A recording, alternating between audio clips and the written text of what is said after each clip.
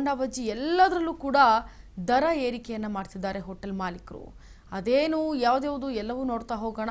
ಟೀಗೆ 25 ರೂಪಾಯಿ ಆದರೆ ಒಂದು ಪ್ಲೇಟ್ ಇಡ್ಲಿಗೆ 50 ರೂಪಾಯಿ ಆಗಿದೆ. ಹೋಟೆಲ್ ಊಟಕ್ಕೆ ಹೋದ ಗ್ರಾಹಕರಿಗೆ ಇದೀಗ ರೇಟ್ ಶಾಕ್ ಅನ್ನು ಕೇಳಿ ಗಾಬರಿ ಆಗ್ತಿದ್ದಾರೆ. ಊಟ ಮಾಡೋದೇ ಬೇಡ, ದುಡ್ಡು ಕೇಳಿದರೆ ಹೊಟ್ಟೆ ತುಂಬುತ್ತೆ ಅನ್ನೋ ನಿಟ್ಟಿನಲ್ಲಿ ಈಗ ಗ್ರಾಹಕರು ಯೋಚನೆ ಮಾಡ್ತಾ ಇದ್ದಾರೆ. ದುಡ್ಡು ಕೇಳಿದರೆ ಹೊಟ್ಟೆ ತುಂಬುತ್ತಾ, ಊಟನೇ ಮಾಡೋದು ಬೇಡ ಬಿಡಿ ಅನ್ನೋ ರೀತಿಯಲ್ಲಿ ಈಗ ಜನರು ಪರದಾಡುವಂತಹ ಪರಿಸ್ಥಿತಿ. ಅಂದರೆ ಒಂದೊತ್ತು ಊಟ ಮಾಡಿದ್ರೆ ಸಾಕು ಅನ್ನೋ ರೀತಿಯಲ್ಲಿ ಈಗ ಆಗ್ಬಿಟ್ಟಿದ್ದಾರೆ. ಆದರೆ ಬೇರೆಯವರು ಏನು ಮಾಡೋಕ್ಕಾಗಲ್ಲ. ಈಗ ಆರೋಗ್ಯವಂತವಾಗಿರುವಂಥವ್ರು ಒಂದೊತ್ತು ಊಟ ಮಾಡಿದ್ರು ಅದೇನು ಪ್ರಾಬ್ಲಮ್ ಆಗೋದಿಲ್ಲ.